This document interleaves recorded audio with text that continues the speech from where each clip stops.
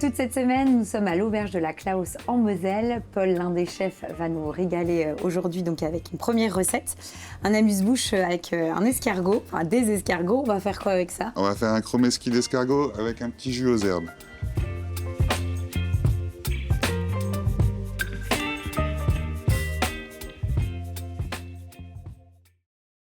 Donc là, on va réaliser nos chromeski, on va les façonner, sachant qu'en amont, tu as déjà Préparer le beurre maître d'hôtel. Voilà, donc tu peux me rappeler ce qu'il y a dans le beurre maître d'hôtel? Beurre, Oui, sel, poivre, d'accord, ail, persil. Moi, j'ai rajouté un peu d'échalote, c'est ce que je vois. un peu d'estragon, Ok, un petit peu de tomate et un peu de pastis. d'accord. Ah oui, c'est... Moi, il n'y a que ça à la base, mais moi, j'ai rajouté ça. J'enlève un Ok. peu d'ail parce que sinon, l'échalote, c'est plus digeste que l'ail. Ok, On va façonner nos on y chromeski va. et on va les paner à l'anglaise. Ok, J'en ai 6 ou 7, donc je vais faire 7 petits tas. d'accord. Voilà. Donc tu Et me on va dis... poser l'escargot dedans, tout simplement. D'accord. Et donc là, j'ai juste à récupérer mon On va poser escargot l'escargot. et à le poser dedans. Voilà, Hop. tout simplement. On va lancer J'appuie un peu petit peu. plus. Oui, parce que l'idée, c'est de pouvoir après le Faire une petite boule. Et hop. Et hop. Maintenant, on va les paner. Ah, on les panne comme ça. On Ok, va les paner. ça marche. Donc ceux-là, c'est un peu mou. Le mieux, c'est de les remettre au frais, hein, c'est ça, Paul, pour que le beurre reprenne un petit peu et pour pouvoir... Faire des petites boules. Ok, donc celles-là, on les réserve et nous, on va utiliser celles que tu as préparées en amont pour pouvoir les paner à l'anglaise. On va les paner à l'anglaise Oui. 2 fois. Donc tu commences par la farine. Farine, Oui. une petite boule.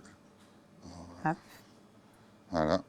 Et on va bien les rouler dans la panko. Chapelure panko, ça croustille plus, mais on peut le faire à la mie de pain, on peut le Après, c'est vrai que cette chapelure-là, chapelure c'est génial. dorée. Ça, c'est pareil, on peut aussi le faire en amont. Oui, parce qu'à la limite, c'est même mieux que je les...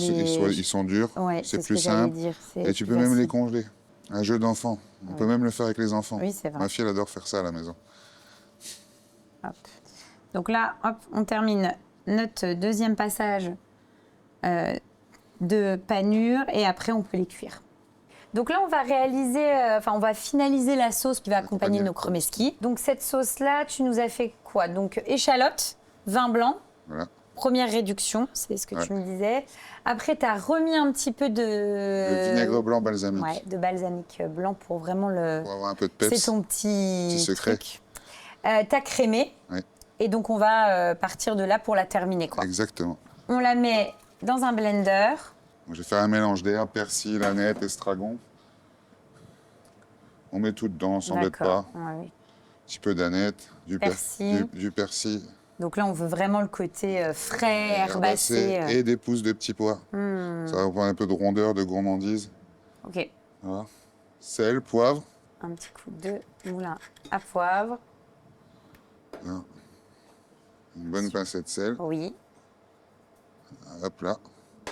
Et Le petit secret du chef. un petit peu de pastis. D'accord. Excellent. Léger. Et là, on mixe. Et là, on va blinder tout ça.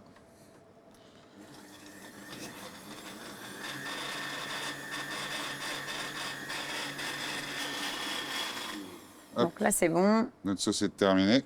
Donc on vérifie L'assaisonnement. l'assaisonnement. On va goûter. On goûte et après, on va cuire nos chromeski, c'est ça? Exactement. Allez. Donc là, c'est parti. On va les frire 2 à 3 minutes parce que c'est largement. De toute façon, c'est rapide. Dès que ça a une petite coloré, c'est bon. coloration, on les sort. On ne met pas trop dans la poêle, enfin dans la casserole, pardon. Donc on va les sortir, ils sont colorés. Donc hop, sur un papier absorbant, Pour enlever le plus gros de la graisse. on va cuire les autres et puis on peut dresser et goûter. Donc c'est parti, donc on y va pour le dressage. Donc là, toi, tu es parti sur une petite cassolette. Oui. Donc tu mets hop, la petite sauce au fond, On va venir dresser nos petits chromeski. dedans. Magnifique. Et voilà. Eh ben, on va goûter. Eh ben, on y va, on goûte. On va passer à la dégustation. Ok, tu prends des couverts, toi. Ouais, je t'en prie. Ok. Tu peux prendre les doigts, tu peux prendre des couverts. Moi, je prends les... C'est pour prendre la sauce. Bah oui, attends, je fais la petite trempette et tout, je fais ça bien, tu vois.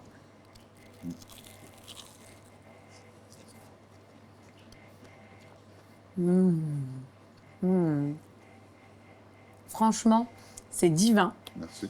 En plus, ce qui est sympa, c'est effectivement toutes les petites herbes. Croustillant. Ouais, c'est croustillant. Le mariage avec toutes les petites herbes qu'on a mis et que tu as rajoutées dans ton beurre sont excellentes. Et puis la petite sauce avec la petite touche et herbacée et anisée, mais qui est très subtile. C'est excellent. Franchement, je trouve qu'on est vraiment sur de l'amuse-bouche déjà qui envoie, mais finalement qui est très facile à réaliser, quoi. Donc, je valide, chef. Merci. On va faire quoi ensuite? On va faire notre feuilleté Wellington de truite saumonée de notre pisciculture. Donc là, on a un beau filet de truite. Donc ça, c'est une truite du coin. Ouais, de notre élevage, de notre pisciculture à Montenac. Ok. Donc là, tu as pris un filet d'à peu près combien de... J'ai 250-300 grammes et ça fera une belle entrée pour 4 personnes. Ok, 4 personnes, ça marche. Donc je vais juste simplement le fendre en deux. Oui. Et là, on va le rouler. Ok. On va faire un beau petit boudin avec Donc on les met l'un sur l'un sur l'autre. l'autre et on va rouler. Et donc tu roules pour avoir vraiment... Ça marche. Donc ça, on le réserve pour que ça Au prenne. frais, faut que ça se colle un peu ensemble. Ok, ça marche. Et on va faire quoi pendant ce temps? On va réaliser une farce et une crêpe. Ok. Donc là, tu as fait une pâte à crêpes salée. Tu peux me donner tes proportions? 2 œufs, 100 grammes de farine, 200 grammes de lait et D'accord. 30 grammes d'huile d'olive. Et Ok. un beau bouquet de persil. Voilà, dedans. c'est pour ça qu'on est sur une pâte à crêpes qui est un peu particulière. Elle est toute verte. Donc elle est persillée. L'objectif là dans cette version-là, est-ce que c'est l'esthétique, à savoir pour que ça tranche avec ta truite, ou c'est le côté persillé, ou c'est les deux? Les deux. Ok. Donc toi, tu t'embêtes pas à la cuire dans une poêle. Tu l'étales directement sur un silpat. Ça en aura une belle... Oui. En gros, toi, tu fais ça pour pouvoir faciliter finalement Le après la roulage, la confection. taille. Et l'avantage avec le four, c'est que je vais la cuire sans coloration, donc elle restera molle, elle ne va pas sécher. Ok. Donc là, dans un four, à combien, pendant À combien de temps? 180, 2 à 3 minutes, Ok. ça suffira largement. Ça marche. Donc voilà ce que ça donne après 3-4 minutes de cuisson. En essayant d'éviter la coloration, pas comme moi. Là, ouais, là, tu trouves qu'elle est un petit peu Un trop petit peu colorée, trop, mais ouais, c'est pas on grave. discutait, c'est pour ça. Hop. Et après, Et on va la démouler. ouais, bah, et puis ça se démoule super Tout facilement. seul. Hop là. Donc là, on va la laisser refroidir et on va faire notre farce pendant Et on va ce faire temps. la farce. Hein. Donc on va réaliser une petite mousseline. Yes, donc ça sera notre farce. Notre farce pour le poisson. Ça marche. Donc des crevettes crues, Ok. 150 grammes de blanc d'œuf, crème. Je vais pas tout mettre, je vais mettre 15 centilitres, je pense. Puis 100 grammes de champignons, 120 grammes de champignons cuits. Donc, hop, les champignons qu'on a poêlés et qu'on a laissé refroidir. Hop là. Champignons bruns, là. Et les champignons de Paris brun. On aurait pu mettre des trompettes. Oui, on aurait d'accord. pu- On s'adapte avec de la les... saison, ce qu'on a dans le frigo. Avec les champignons du moment. Un petit coup de moulin à poivre, Ouais. donc poivre blanc. Oui, Et tu me dis donc à peu un petit près... peu de crème. On va mettre une vingtaine de centilitres. Sel. Oui, on assaisonne. Donc à ce moment-là, Et, Et après- deux blancs d'œufs. et ensuite, on mixe le tout. On va mettre tout ça à mixer. Ah, ça y est. Donc, on mixe. Voilà, c'est terminé, c'est D'accord. bon, Valentine. Donc là, la farce est prête. On On a va notre faire farce. notre montage. On va faire notre montage. Donc là, tu vas couper Je vais un peu parer la ma crêpe. Hop. Oui, parce que l'idée, c'est effectivement d'avoir gardé le beau côté vert. C'est pour ça que tu me disais, faut pas trop la cuire. On va mettre la farce sur notre crêpe. On aurait pu la mettre directement autour du poisson, Bah, c'est peut-être plus facile de le mettre sur la crêpe, non? mais c'est plus simple de le mettre sur la crêpe. Donc, Ça me paraît plus on va étaler facile. T'étales effectivement ta farce. et on va rouler notre poisson dedans. Et ensuite, donc, tu récupères. Le rouleau qu'on a fait tout Oui. à l'heure. Oui, donc, même en quelques minutes, finalement, ça a Et, déjà pris la Avec forme. le gras de la truite, ça colle tout seul. Et après, bah, on On a va plus qu'à simplement rouler. rouler. Hop. Et là, On enlève l'excédent. On part. on part ce qu'il y a en trop. On va le mettre au frais 10 minutes. D'accord. Et après, on va le mettre dans notre feuilletage. Et après, on va le mettre dans notre feuilletage. Donc c'est parti, on va faire notre montage avec le feuilletage. Donc là, tu as en gros coupé deux rectangles de pâte feuilletée. feuilletée en fonction de la taille. Tu essaies de feuilleté. t'appliquer sur la taille, sachant qu'il y en a un des deux qui est plus grand Un tout petit peu plus grand pour pouvoir le fermer. pour pouvoir bien recouvrir. Donc, j'ai mon feuilleté. Oui, qui a un peu reposé, qui a permis Hop. de figer. On le met au centre du premier rectangle Un de pâte petit peu de feuilletée qui est dorure. un peu plus petit, celui-là. On dore sur les côtés. Et ensuite, tac. On va venir le fermer. On serre bien finalement Le produit à l'intérieur. Oui. Puis ça nous aide, on lui donne une petite forme encore, bien arrondie. Et donc après, hop, On on va retire enlever l'excédent de l'excédent. pâte. Et on a notre petit feuilleté. On va venir coincer les pâtes ensemble Donc là, tu refermes et décores un petit peu. en même temps. Tu fais une pierre de coups. Donc voilà, on a notre feuilleté. Donc là, on va aller le mettre en cuisson. On en a pour combien de temps là, Paul? Alors là, on va faire 10 minutes à 220 et 20 minutes à 190. Mais D'accord. si vous avez une sonde à la maison, vous le cuisez tout simplement à 200 à 56 à l'intérieur. 56 à cœur. Et ça sera parfait. Ça marche. Donc, on l'enfourne et puis après, on n'a plus qu'à dresser à côté. On va le dorer d'abord. Ah oui, on le dore. Donc, avec notre jaune. Notre jaune de la ferme qui est bien jaune. Hop. Et est-ce que ça, c'est quelque chose qu'on peut préparer en amont? On peut le faire la veille, on peut le faire 15 jours avant, le mettre au congélateur, il n'y a pas de souci. Il faut juste penser à le sortir la veille. Donc, il faut juste penser à le sortir la veille et puis on est tranquille. Oui, si tu le congèles, tu le sors la veille, tu le laisses reprendre en température et après, on l'enfourne. Il n'y a plus qu'à le dorer et l'enfourner. Et au niveau de la cuisson, c'est la même chose. Et ça sera la même chose. Ça marche. Donc, on va au four. Voilà, notre feuilleté est cuit. Voilà ce que ça donne après cuisson, c'est magnifique. Donc là, on va passer à la découpe pour voir si on a bien géré Si on a réussi.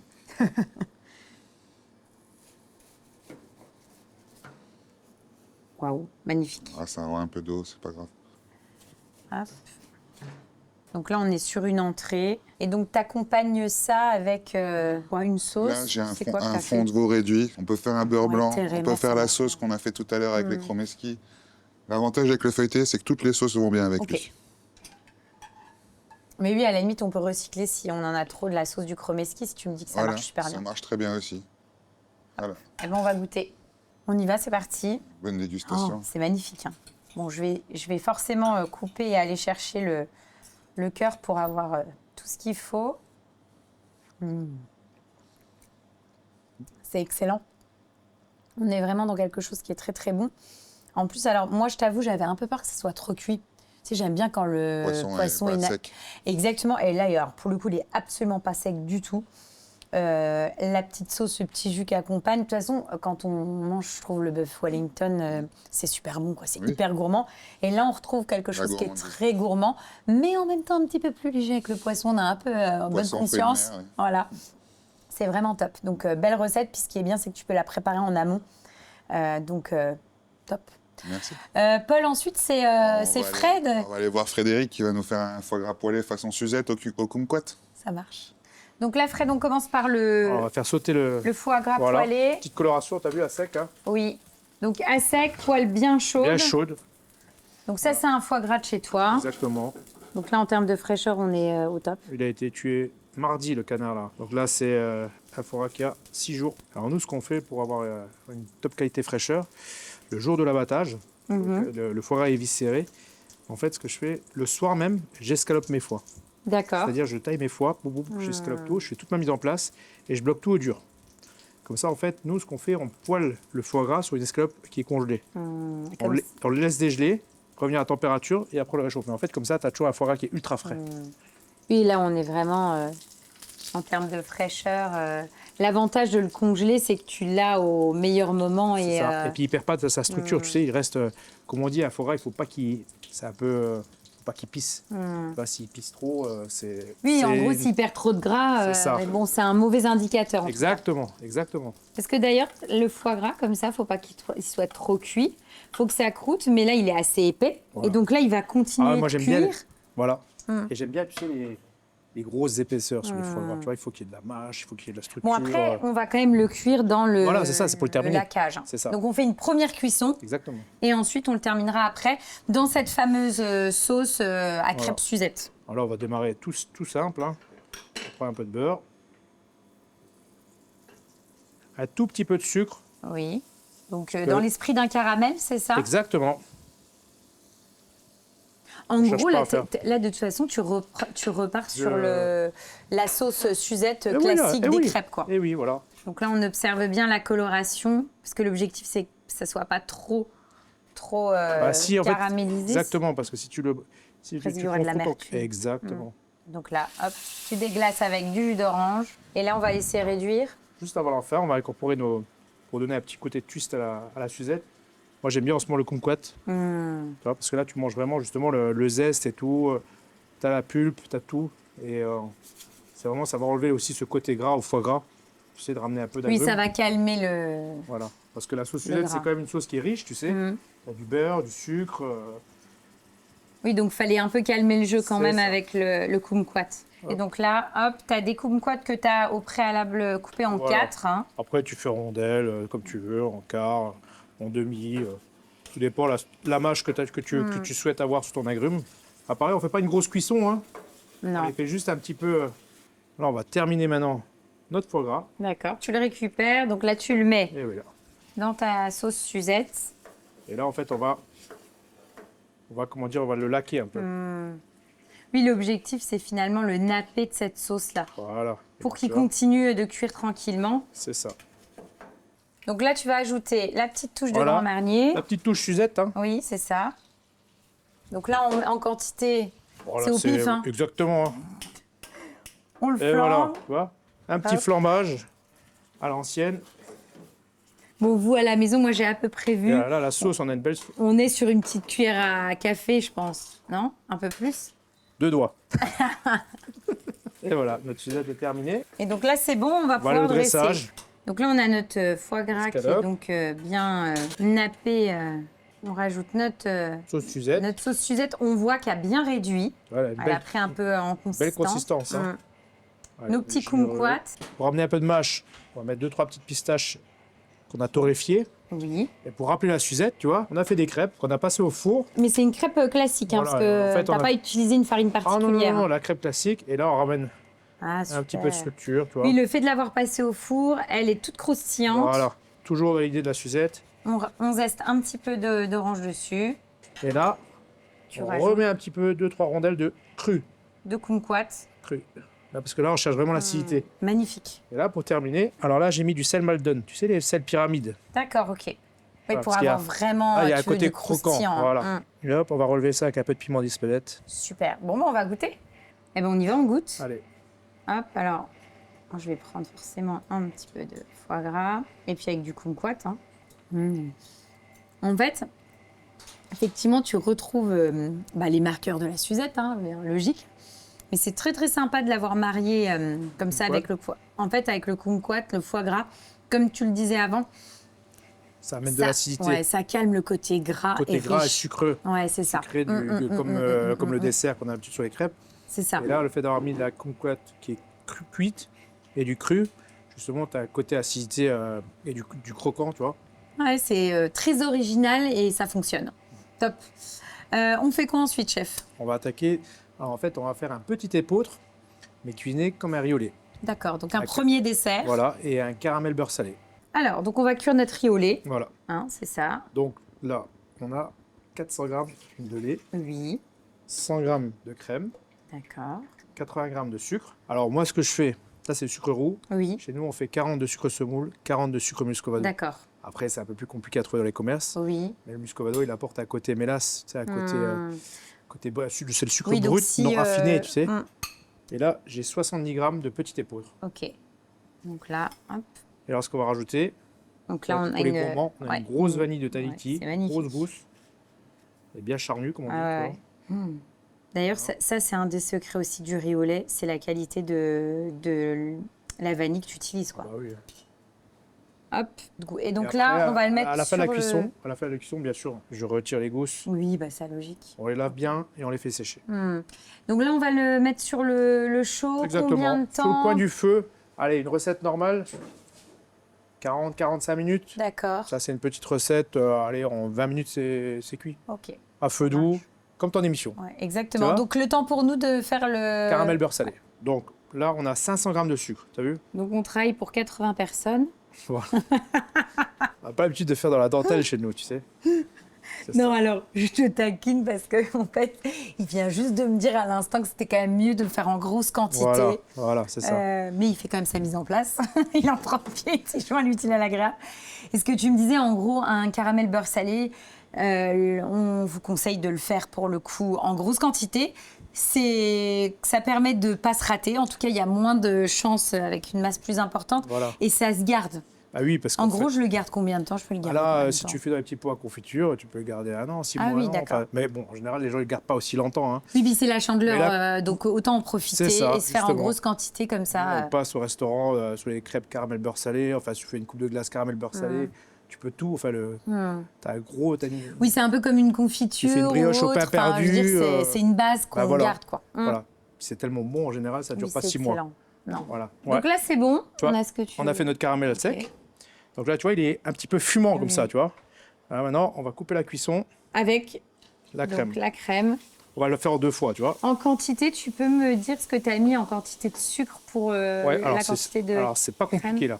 Temps pour temps. Ah oui, ok. 500 de sucre, Oui, 500 de crème d'accord. et 100 g de beurre. Caramel beurre salé, donc je rajoute pour 100 g, je mets 10 g de fleur de sel. D'accord. Donc là, on va le mettre en 2 temps. On Voilà. va laisser finalement la température remonter Exactement. pour éviter qu'il masse. Et voilà. Et donc là, hop, on le rajoute. Alors pour aller plus vite, ce qu'on peut faire aussi, l'astuce, c'est que on peut faire une crème chaude, tu vois. Mais nous, ce qu'on voulait là, comme le caramel était assez avancé, donc il vaut mieux arrêter la tu cuisson. voulais le stopper. Voilà, Mais à la limite, si on a un caramel un petit peu plus clair, on peut se permettre de mettre de la crème chaude. voilà. Donc là, ça a bien fondu. Ouais, tu vois, il est bien lisse, Oui. bien décollé. Et donc Donc là, on va là, hop, on ajouter termine. notre beurre. Beurre froid, Oui. et hop, Et et le sel. la fleur de sel. Voilà. Et là, on On fait mélange. fondre tout ça. Donc là, on a notre riz au lait, enfin les pots au lait, ça donne quoi? Ah bah là, on est toujours sur la cuisson de l'épeautre, hein, tu vois. Là, on a accéléré un peu la cuisson pour aller un petit peu plus vite. Oui. Mais Oui, voilà, ça devrait être bon, quoi. Voilà, ça va gentiment. On ça devrait monte tout être doucement. quasiment synchro En général, avec notre caramel, quoi. Pour ça, quand il est cuit, on va dire, c'est comme le risotto, il aura absorbé tout son lait, quoi. Faut qu'il ait vraiment Oui, une tu le consistance verras. d'un risotto très crémeux. D'accord. Donc là, c'est ce que tu me disais tout à l'heure, hein, ça ressemble effectivement à la texture d'un risotto. Donc Voilà. on sait que c'est Tu cuit. vois. Hop. Et Et donc, donc là, toi, tu le débarrasses. on stoppe la cuisson. Et voilà, on va mettre ça au frigo, Ok. Et vraiment pour le faire bloquer. Hein. ben on le met au frais et Allez, après et notre caramel est terminé. on va pouvoir quoi Faire le dresser. voilà, on va le finir et faire le dressage. Donc là, c'est bon, on l'a laissé refroidir. Voilà. On va débarrasser de la plaque. Exactement. Et c'est ce que tu me disais. Le mieux, c'est même de le faire la veille Voilà. pour le lendemain ou le matin très tôt pour le soir. Voilà. Et le laisser refroidir, ça permet finalement au riz de continuer, enfin là, les pots d'absorber C'est la ça. matière, quoi. C'est ça, il va gonfler, il va terminer son cuisson, il va être beaucoup plus moelleux. Donc juste avant le dressage, donc comme tu D'accord. dis, même si tu le fais le matin, tu fais ta préparation et le soir, on ira juste avant le dressage, donc tu récupères ton riz qui est cuit. Oui. Tu le mets donc dans un cul de poule. Pourquoi je dis du riz? C'est le petit épeautre. Oui, le petit épaule. Mais bon, j'avais compris. Voilà. Voilà. Et ensuite, Et là, tu tu vas vois, un peu le détendre. Voilà, là, facultatif, on peut... Là, j'ai fait une petite crème montée. D'accord. On peut utiliser un simple lait entier, tu vois, juste le temps au lait. Il y en a qui prennent la crème liquide. Moi, j'aime bien ce côté un petit peu... Aérien de la crème. Exactement. Hop, tu le mélanges. Et là, on a une Et là, texture. on a vraiment une crème dessert, tu sais, crème dessert vanille avec ce petit épeautre là. Hop. Donc, on le dresse. Hop. Oh, bien les gros grains de vanille. Hein. Oui. Et là, donc, on va le décorer. Donc, alors, notre fameux caramel. Caramel beurre salé qu'on a laissé refroidir. Et là, pareil, tu vois, j'ai préparé des petites rondelles de kumquat. Oui, Moi, j'aime bien ce petit fruit là, j'avais remarqué. parce qu'en fait, ça apporte beaucoup de. Là, ça va, pareil, enlever le côté sucré, le côté ça. gras du dessert. Et ça, c'est. Mais on est sur un kumquat que tu as confit, même pas. Hein. Ah C'est non, non, vraiment c'est le vraiment le fruit cru, hein, le fruit brut, cru. quoi. Quelques petites noisettes éclatées, D'accord. légèrement torréfiées, pareil. Oui. Pour Voilà, apporter de la mâche. ouais, exactement. Mm. Faut qu'il y ait de la mâche. Super. Top. Bon, ben, on va goûter. Hop.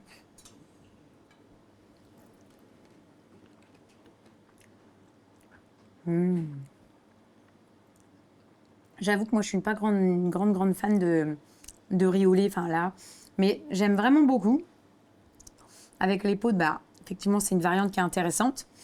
Et par contre, gros coup de cœur pour l'association avec le kumquat. Ah ouais. C'est exactement ce que tu disais. Le côté lacté, riche, en plus on a le caramel. On le calme vraiment, Oui. vraiment avec la petite touche comme ça d'agrumes et les noisettes. C'est parfait. Franchement, bravo. Une belle association. Ensuite, on va faire quoi? Un deuxième dessert. Alors là, ouais, deuxième dessert, très rapide, mousse au chocolat minute. Donc là, on commence par faire chauffer Voilà. notre crème. Crème liquide, Donc, 300 grammes. Voilà, 300 grammes de crème liquide. Là, on travaille pour combien de personnes? Là, tu peux faire facile 10 portions de mousse au chocolat. D'accord. Facile. Donc là, on a 300 grammes de crème, Oui. 400 grammes de chocolat. Chocolat à 66%. Moi, Donc, tu j'aime as bien. voulu vraiment volontairement oui, quelque oui. chose d'assez corsé et très Voilà. chocolaté. Exactement. Tu peux travailler avec un chocolat à 50. Hein. Oui, C'est ça beaucoup moins fonctionnera cher, aussi. voilà. Mais nous, on aime bien voilà, quelque chose de très parfumé. Donc là, notre crème, Et chaude, on la verse sur le chocolat. voilà. Hop, et on va pouvoir fouetter et mélanger. On attend un petit peu. Tu peux Oui, laisser t'as- une minute comme oui, ça. le Comme le temps principe que ça des ganaches, tu chauffe. sais, quand tu laisses, on dit on laisse un petit peu. On la termine au mixeur plongeon. Bon, nous, on va incorporer les blancs d'œufs. Donc là, on va la lisser. D'accord. Donc là, tu vois, des blancs d'œufs crus, nature, pas montés. On ne cherche pas à... Oui, parce que de toute façon, le siphon va faire son job. C'est ça. À l'inverse d'une mousse au chocolat classique où tu dois monter tes blancs En pour avoir neige. ce côté aérien, là, pour le coup, c'est le siphon qui va faire le job. Donc là, on mélange bien. Voilà. Donc là, on fouette bien. Hop. Donc là, notre mélange, il est bien homogène, tu vois. Oui. Ah ouais, super. Limite sauce chocolat, tu vois. Oui, c'est vrai. Ça Hein fait un peu comme une sauce chocolat, tout à fait. Et là, on va donc le mettre dans le siphon. Hop, donc dans l'entonnoir, tu le verses. En fait, tu le sers chaud, froid. Enfin... Alors l'avantage, c'est que cette préparation, tu peux la mettre au bain-marie. Tu la D'accord. conserves. Tu le tiens à 45, 50 degrés. Allez, comme la température de fonte Mhm. une couverture. Ou alors, tu peux le laisser à température ambiante, hein, 20, 21. D'accord. Voilà. Donc on le mange un peu Après, comme on a on- envie, quoi. Voilà. Tiens, si tu veux. Hop. Et donc après, tu vas le cartoucher combien de fois? 3 cartouches. Ok. Et nous, on va pouvoir dresser dans la foulée, quoi. Voilà. C'est ça que je te dis, tu fais facile 10 mousses au chocolat. Et si tu regardes un peu, tu as le trait, alors je sais pas s'il est encore... Il est là. Voilà. Mais, Regarde le niveau. Ouais, on est bien là. T'as Ouais, vu ouais, c'est nickel. pile hein. poil. Ouais, ouais, c'est nickel. Alors normalement, les recettes normales, classiques, c'est toujours 2 cartouches. Mais pour la mousse au chocolat, là, c'est 3. Donc là, on est parti pour le Allez. dressage. Alors, Donc, facultatif, hein, tu fais ou tu fais pas. Moi, j'aime bien, comme là, c'est un dessert. Bleu glace vanille maison. Et donc là, on y va pour notre et mousse tu au chocolat. recouvres en fait de ton siphon chocolat. C'est gourmand. hein. Voilà. Là, on a fait un petit crumble cacao, fleur de sel de Guérande. D'accord. Pareil, pour apporter de la mâche. Il faut qu'à chaque bouchée, tu sais que tu as un petit côté crunchy, là. Oui, puis tu as un côté biscuit Voilà. croustillant avec, quoi. C'est ça. Super. Eh ben, on va goûter Ça, ça. tu as toutes les textures. Quand tu plonges dedans, Eh ben, c'est parti. Donc l'idée, c'est d'aller chercher forcément un peu de glace côté glacé, côté mousseux. et le petit biscuit.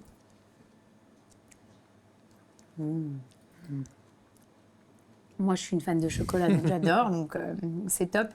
Et ce qui est bien, c'est effectivement, tu as quand même la vanille qui est là pour apporter, un, de la fraîcheur, et deux, équilibrer le chocolat. Et puis voilà, vanille-chocolat, ça marche bien.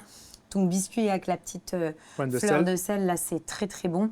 Et on est vraiment dans le dessert dernière minute à la maison, si tu as quelqu'un qui vient à C'est ça. l'improviste. Non, c'est top. Franchement, bravo. On se Tu régale. vois, un siphon, tu fais facile 10 couverts. quoi. Ah, c'est vraiment, vraiment top. Bravo. Merci à toi, Fred, pour ton accueil. C'est vrai qu'on aime bien venir chez toi parce qu'on cuisine souvent les produits de chez toi, pour le coup, Ou de ou du saison, coin. voilà. Et c'est toujours des recettes, tu vois, malines, vraiment rigolotes et assez fun à réaliser, mais en même temps très faciles. Donc Faut voilà. penser aussi à la ménagère. On dit plus la ménagère. Non, ne dis pas ça. on est foutus aux gens qui cuisinent chez eux. Voilà, c'est ça. Puis qui ont le plaisir de cuisiner Oui, aussi. c'est vrai. Qui ont le plaisir de cuisiner avec des bons produits, avec des produits de saison aussi. Et puis voilà, il faut toujours penser à tout le monde, quoi. Je dis, et que ça plaise à tout le monde aussi. Bon, bah, on reviendra l'année Allez, prochaine. Mais au avec- printemps, ce Bah, fois-ci. voilà, avec plaisir. C'est vrai, c'est vrai.